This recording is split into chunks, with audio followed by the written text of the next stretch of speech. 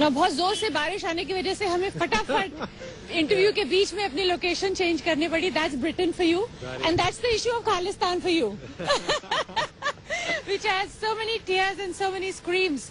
The problem is, Tanmanjeet Singh, that there is so much happening here about Khalistan, which might not be the case in India back home maybe, and somewhere these people feel that their views have not been properly voiced. So there is a kind of difficult position for the country, and the fact that it is being housed in the UK. Now you are in a very precarious situation, I know.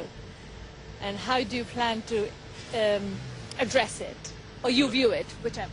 In terms of whether it's something in Punjab or Kashmir or Madhya Pradesh or Tamil Nadu or anywhere else in the world, I think you've rightly said that the views and concerns of people living there need to be listened to. Any government of any country always needs to be mindful of those views, and also justice needs to be given to those individuals.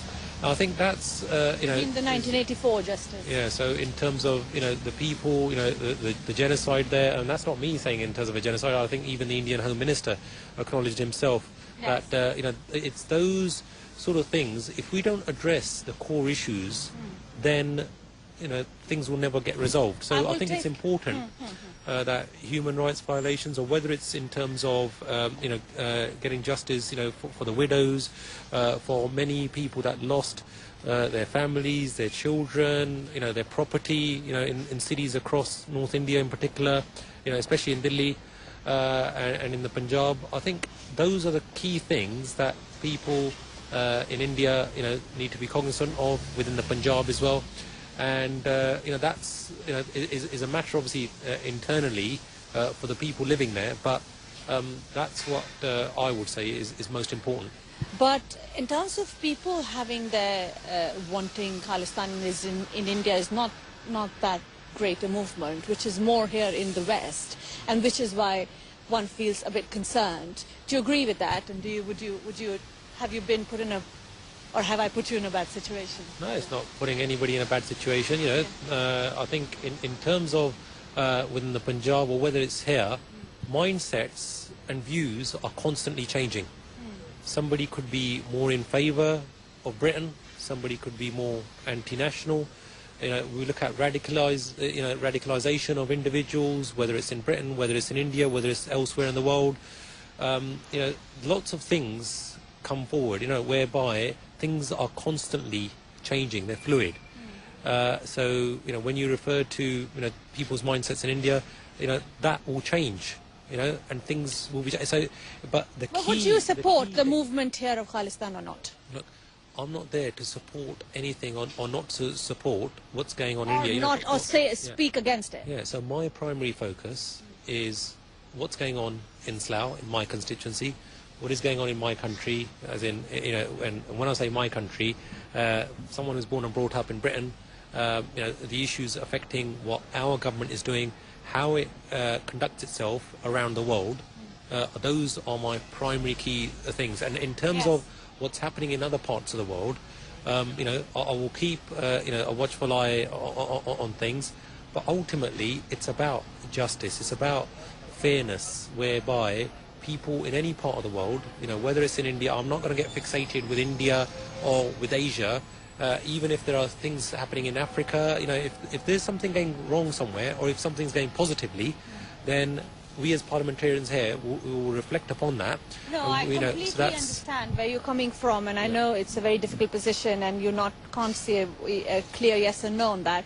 But it's a middle ground that I hear you taking on that issue. But because being a turban-clad Sikh, you can't really run away from it, even because it's happening in the UK and India is concerned. Well, look, it's not a middle ground, it's not any ground, it's just the normal ground, is what is important to me. So what, and that's what I've highlighted. So I think it's very, right for individuals like myself is to hear all viewpoints. So that is exactly how I'll be conducting my service to, our community and our country, is I'm there to listen to all viewpoints, from people from all backgrounds, from various parts of the world as well, and I will do what I think is right and proper. What is right and proper in your mind? Now that you have heard all the views. Yeah, so as I living said, and working in that area. yeah, so with regards to that, as I said, it's about fairness, it's about justice, whereby I think if people's views and concerns are listened to, and they feel happy that that they have got justice, that is, I think, the crux So you of mean any that situation. once the issue of justice of 1984 is addressed, I think a lot of it will find an end. Is that possible? Ultimately, that is where things are. Here we had in Scotland, the Scottish referendum as well, and whereby people were able to air their views. You had the different sides of the argument. So Oh, you don't mean a referendum in India, do you? that is not for me to say or do. I think in the UK, that is what the UK government of that time, and and that's what they decided. Anything that happens in any other country, that is for those people to decide. For example, in the Punjab, I've got a very close, You said you came back in 9, when you were 9. Yeah. Were you there at 1984? Or you just came back? Yes, yeah, I was studying out there at the time as well. So Really? So you have seen it? Yeah, And so- you have memories? yeah, so that's something. I was there for 4.5. It was at a very young, tender age, but there were many people affected by it, and having witnessed those times. But although I was very sheltered, I think in an overall sense, it wasn't. I wasn't at the cut and thrust of it simply because I wasn't even 10 years old then. And that's why I do hear those people, the concerns of Punjabis there, as to how they've suffered, and when they have legitimate concerns, and those need to be addressed by not only the Punjab government but also the Indian government, because that's the only way that you can bring people together. There's another very, very amazing issue that came to me just last few days while I was coming. Well, the Sikh couple has been denied from Slough to adopt a white child. What is your view on that? And have they contacted you? No, I haven't been contacted at the moment. I've got hundreds of unread emails which have all come in since since I got elected. But first of all, I've got to set up my offices and recruit staff. So as I'm doing that, but no, I think if a couple wants to adopt, and I take into, there's always two sides to every story. I haven't looked at the issue in detail, but I know that the adoption agencies would have their own criteria about parenthood, and and as to whether the child will have a loving and caring environment, and they will take into account other cultural facets as well.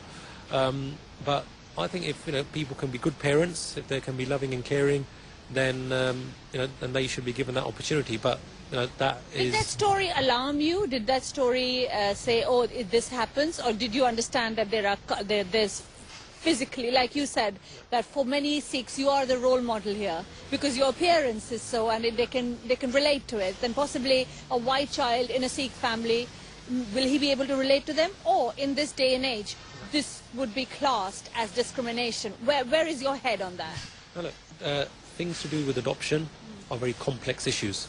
They're very sensitive issues because you're dealing with people and you're dealing with very young, children as well.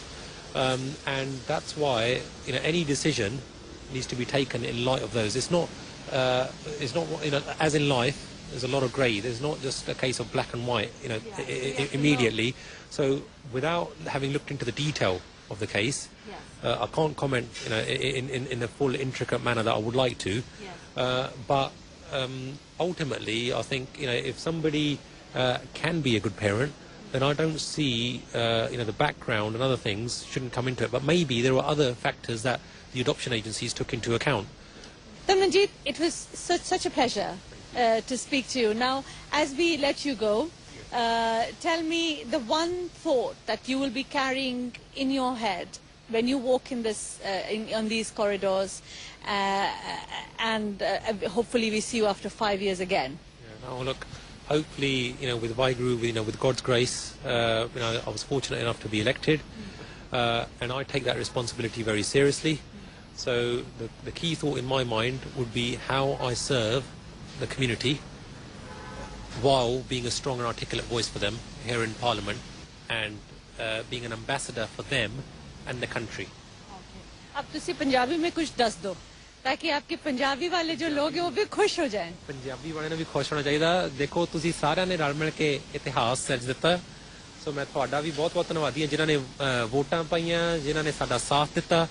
ਤਾਂ ਮੈਂ ਆਸ ਕਰਦਾ ਹਾਂ ਕਿ ਇਹ ਨਾ ਚੀਜ਼ ਅੱਗੇ ਜਾ ਕੇ ਵਧੀਆ ਤਰੀਕੇ ਨਾਲ ਤੁਹਾਡੀ ਨੁਮਾਇੰਦਗੀ ਕਰੂਗਾ ਸਾਰਿਆਂ ਦੀ, ਸਾਰੇ ਭਾਈਚਾਰਿਆਂ ਦੀ, ਤਾਂ ਕਿ ਤੁਹਾਨੂੰ ਵੀ ਫਖਰ ਅਤੇ ਮਾਣ ਹੋਵੇ ਤੁਹਾਡੇ ਐਮਪੀ ਤੇ। ओहो बहुत बहुत धन्यवाद। फक्र ते मान होवे ਤੁਹਾਡੀ MP ਦੇ।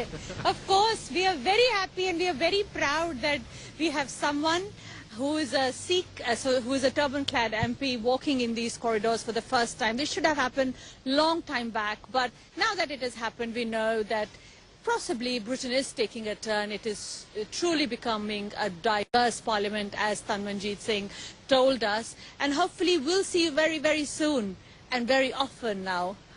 You'll see me very often now. I look forward to it, Loveena, and thank you very much to India Today and Aaj Tak for having given me the opportunity to interact with your viewers. Brilliant. Thank you very much. How did you like this episode? Do Twitter me at Loveena Tandon or write to me on chaichat@aajtak.com. We'll see you soon. Stay blessed.